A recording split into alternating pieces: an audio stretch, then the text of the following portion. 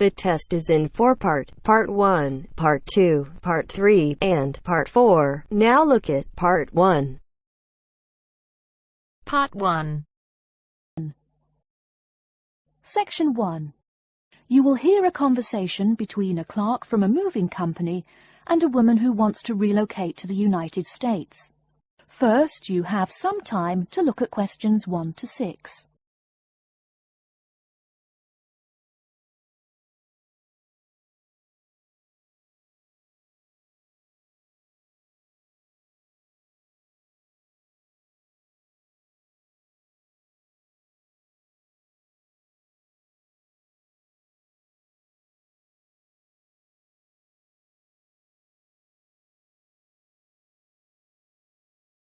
Listen carefully and answer questions 1 to 6. Good morning, ma'am, and welcome to Australia's Moving Experience. How can I help you?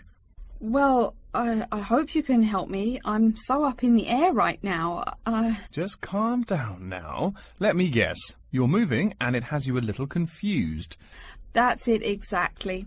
You see, I'm relocating to the United States next month, and I'm having a hard time getting organised. Here, fill out your name and address and let me ask you a few questions. Oh, what should I call you? My name is Jane Bond. OK, Jane, first of all, what's your work phone number? In case I have any questions about things. My work phone is 9463 550. But please try not to call me too often there. My boss hates personal calls. So does mine, ma'am. So does mine. And what address should we ship your things to? My new company is letting me stay temporarily at 509 Clark House. That's C-L-A-R-K, 1137 University Drive in Seattle. Seattle? Beautiful city, I hear. Mountains right beside the ocean almost. Cooler than Australia, too. OK, and when should we come pack your things? I guess that would be on Monday, March 11th. Do you want any help with an after-packing clean-up? We do that for a small additional charge. Yes, that would be helpful. I promised the landlord I'd give her the keys back by 5 p.m. on Thursday the 14th. Great. We'll just schedule the clean-up for that day. That way, the place will smell clean and there'll be no dust. Well, you do think of everything. Oh, how much is this going to cost? Here is a list of our basic prices. Oh dear, this seems rather expensive. Yes, ma'am, but you're paying for the best. We're careful and we're fast. Like we say, the only thing we break are speed records getting you moved. Well, maybe that's so. Oh, I nearly forgot to tell you. I don't want my furniture shipped with me. I won't be looking for an apartment till after I arrive in America. Would it be possible to put my furniture in storage here for a month, then have it sent along later? Of course, we do that all the time. A couple of other things. Here at A Moving Experience, we try to pack your things logically. We don't just throw stuff in boxes. Before you hear the rest of the conversation, you have some time to look at questions 7 to 10.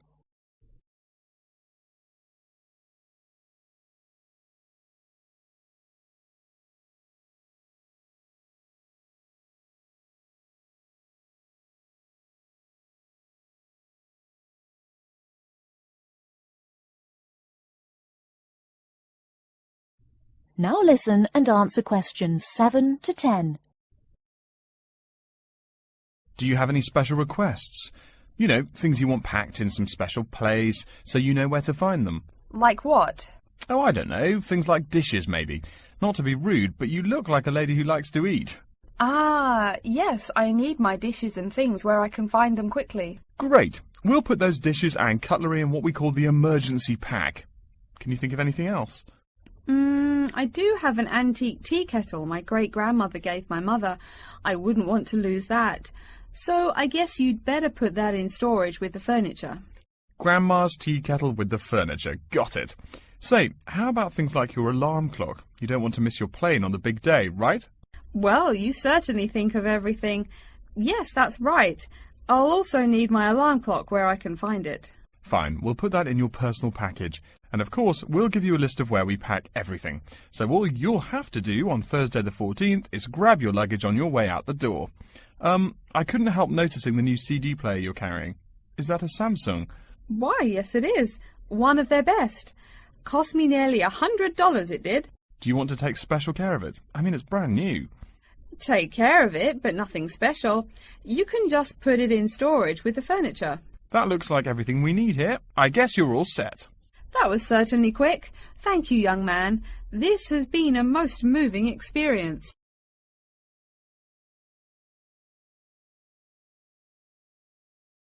That is the end of part 1.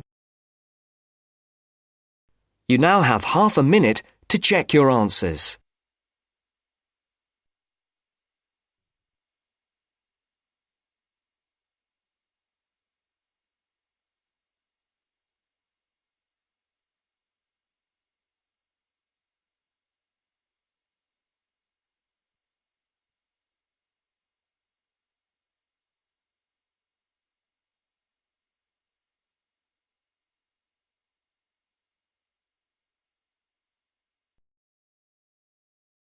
Now turns to part 2.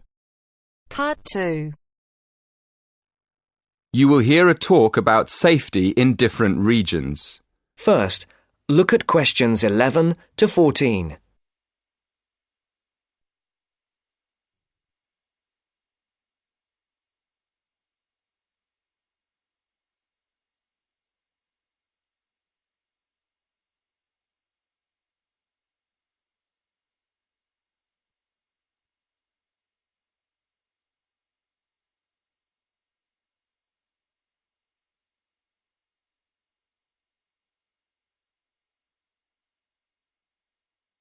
Listen carefully. Good evening, everyone. It's great to be here to talk to you about staying safe on holiday. Before I came this evening, I did a little research on where students like to go for their holidays and came up with 2 different regions, Latin America and India. So, I've been looking at the crime figures for both areas, and I thought I'd start by talking a bit about that. Then I'll give you some advice about how to avoid becoming a victim of crime. Okay, first of all, let's look at what kinds of crime are committed most in different regions.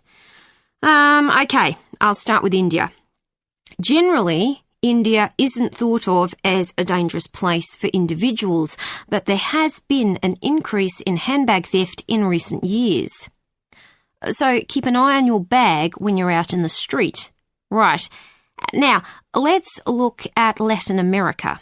Of course, you do realise that not all Latin American countries are the same, but it is true to say that guns are used in a high percentage of crimes across the region.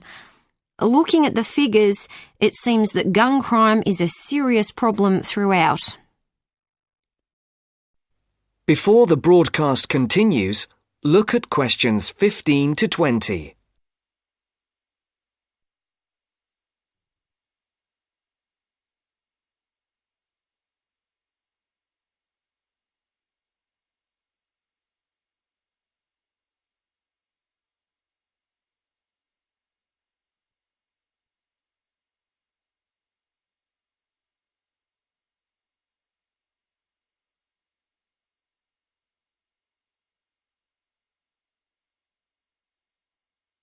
You will now listen to the second part of the talk. I can see some of you are thinking that it all sounds rather dangerous, but I know lots of people who've been there and had a really great time. They followed advice from the authorities, like making sure they didn't wear expensive jewellery in the street. And I'd certainly advise anyone travelling to Latin America to do the same. Another thing you should be careful of is not to go to lonely places at night. But of course, that's the same anywhere. But I must say, you do have to be very careful in some parts of Latin America when you take your money out of a cash machine. Sometimes you find that thieves stand very close to people at cash machines and take their money as it comes out. Okay, so now I'll finish by talking a little bit about India. I've actually been to India, and I didn't have any feeling that it was dangerous at all. First of all, I went on an organised tour with a group of people. This is definitely the best way to go because it's so much safer. I mean, I didn't go anywhere without the group, and we had a tour guide who spoke the local language and knew the area.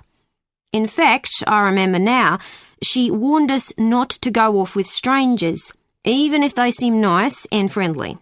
But again, you wouldn't do that at home either, would you?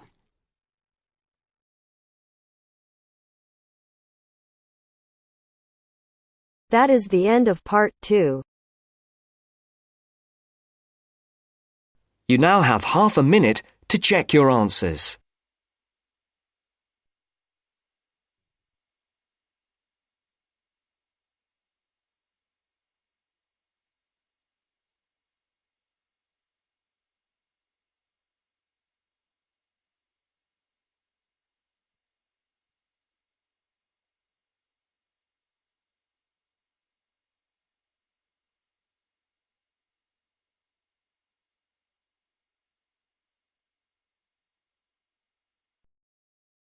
Now turns to part 3. Part 3. You will hear a student called Tina asking Professor Van Diesen for advice on choosing courses. First, you have some time to look at questions 21 to 26.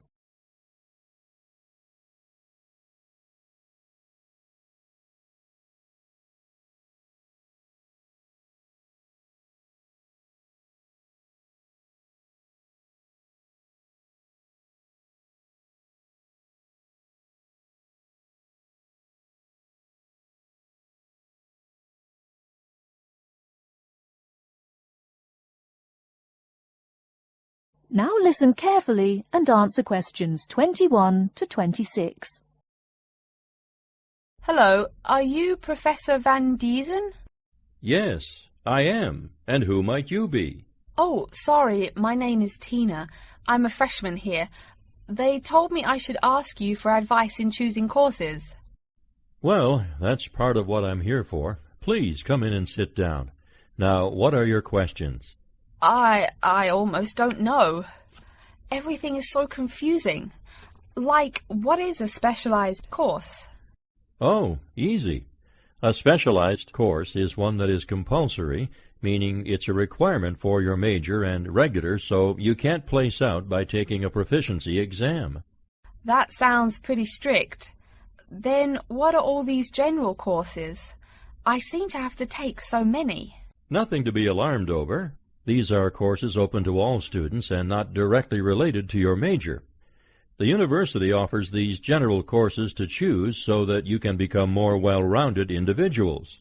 For example, I see you're a microbiology major, so it might be a good idea to take some literature or history courses so that you can know something besides all science. You mean these courses are like for fun? That might be one way to look at it, but don't tell the literature professor such a thing. Think of a general course as the opposite of a specified course. A specified course is one that pertains directly to your major. So, can I take any microbiology course I want? Let's see. Oh, those courses used to be open to microbiology students only. The good thing is now it's open to students on a flexible schedule, so it's not only for full-time students. So the answer is yes, if you have the instructor's permission. May I ask you why you chose microbiology? Well, I also like plain old biology too. You know, full-size animals. I might even become a veterinarian. Could I take some biology classes? Well, they are open to full-time students only, which I believe is what you are. I don't know how a freshman would get along with microbiology, though. I mean, most of the students presently looking into it are from off-campus. Off-campus? Yes, you know, people who use it in their work at hospitals, laboratories, even a police detective. Why did you choose microbiology, if I may ask? I don't think you quite answered that. Well, eventually I want to be a doctor. At least my dad tells me so. If I may say so, young lady, you seem a little uncertain. Still, I think that might be a good idea for a career.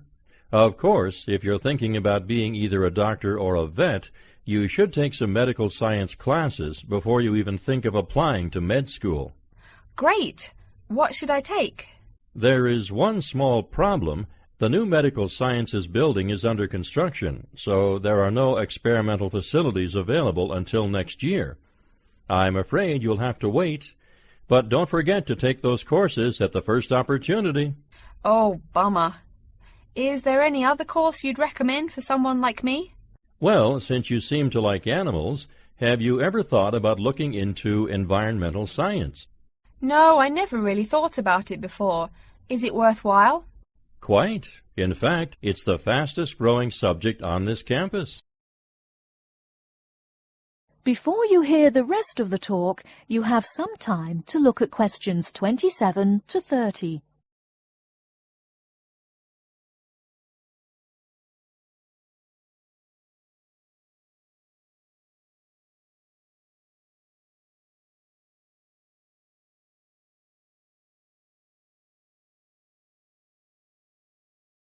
Now listen and answer questions 27 to 30. I'm sorry, I couldn't help noticing the long list of classes you've written out there. May I have a look? Oh, sure. Medical science, statistics, laboratory techniques, medicine, mathematics, computing. My, a bit of everything here. Is it too much? For your first semester, yes. What I suggest is starting out by taking the compulsory courses. Like we said before, the medical science can wait. Consider taking that in your sophomore year. I think I'd put off computing, too.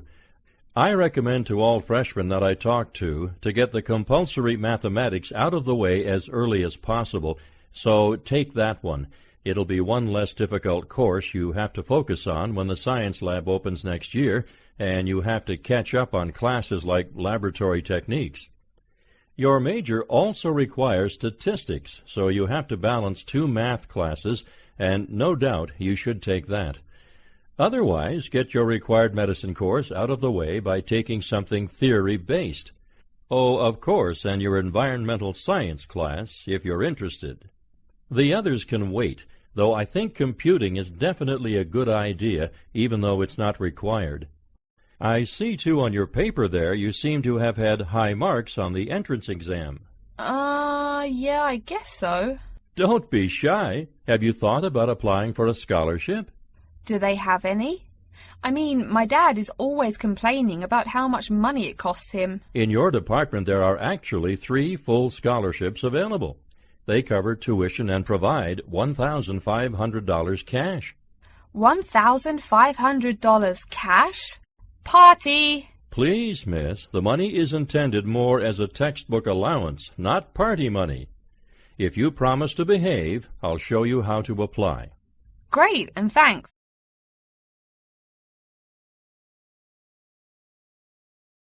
That is the end of part 3. You now have half a minute to check your answers.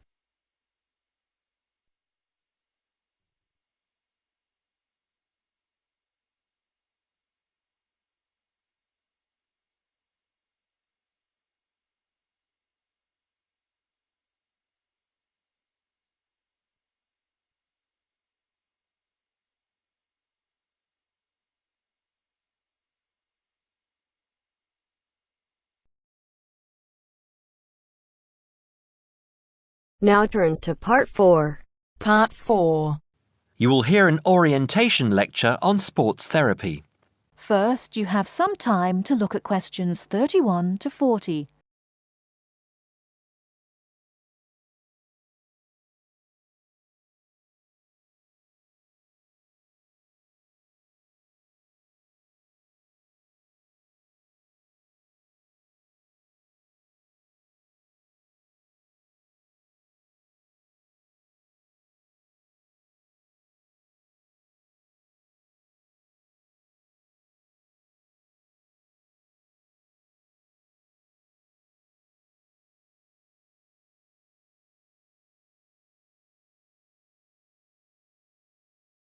Now listen carefully and answer questions 31 to 40. Good morning and welcome to the university's Open Day, and to our lecture on sports therapy. There are two good reasons to be here. Firstly, you will experience what a university lecture is like, so take out your notebook and pen. And secondly, you will find out about the sports therapy program. OK, so what does a sports therapy program involve? Everybody in today's society knows the impact sport, health and fitness makes on the population's physical and mental health. Studying at Kent will develop your understanding of the ideas and issues within the sports therapy, health and fitness industries. Sports therapy is one of the fastest growing careers within the sports sector. The program teaches you all the specialist knowledge you need in order to work within these industries. This includes scientific aspects such as anatomy and physiology and sports psychology.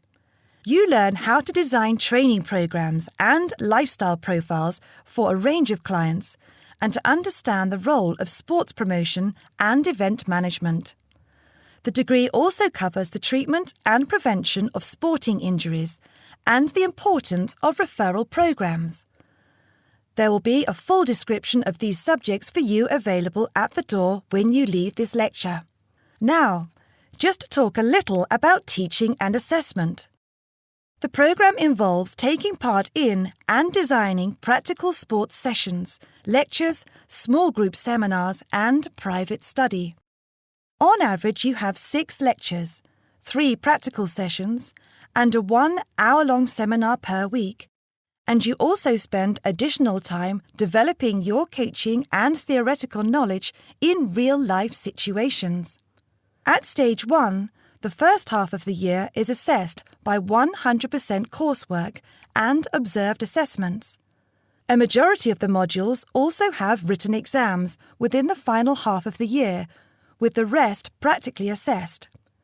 Stage 2 and 3 assessment varies from 100% coursework to a combination of examination and coursework, usually in the ratio 50-50, 60-40 or 80-20. You're probably wondering what career paths you can take once you've completed this degree.